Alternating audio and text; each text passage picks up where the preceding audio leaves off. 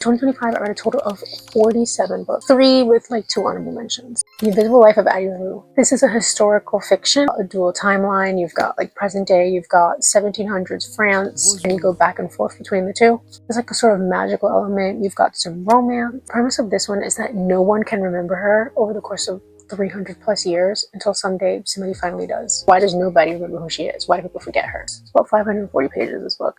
And I read this in about 2 days.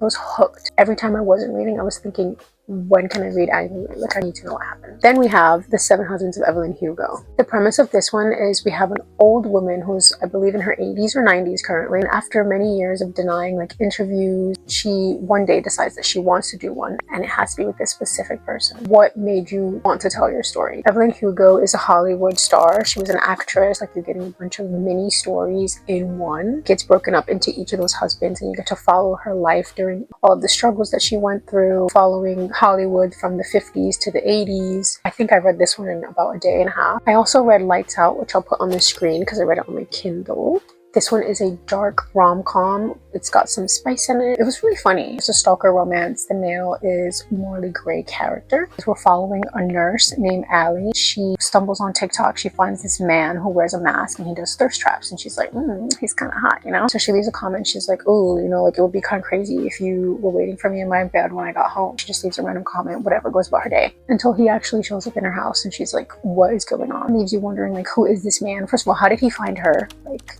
how does he know where she lives? Who is he?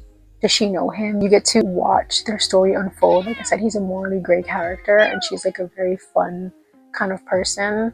And I just really liked it. Now I have 2 honorable mentions. They're both by Freida McFadden. The Intruder by Freida McFadden. So we're following Casey, who's living off the grid. And initially you're kind of like, well, why? She's living in a cabin in the woods. Her neighbor is kind of weird. Her landlord is very creepy.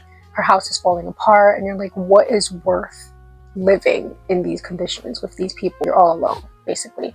Then a snowstorm comes. She keeps hearing scary noises. She sees a face in the window of her house, and she's freaking out. Then we're following another POV who we are constantly questioning, who is this? Like, why is this POV important? It kept me like on my toes. From It's a Hurricane. Oh my god, I just saw that. I gave it about 4.5 stars. The Tenant by Freida McFadden. This one's really good. I got sprayed edges on this and I was like, yes please. We're following Blake, who was just fired from his job. He has an extra room in his apartment and he's like, okay, well, I could rent this room out until I get on my feet in order to make some extra money. He ends up getting this woman named Whitney to come and live with him.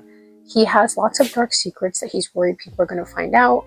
Then he's also starting to become suspicious of Whitney. He feels like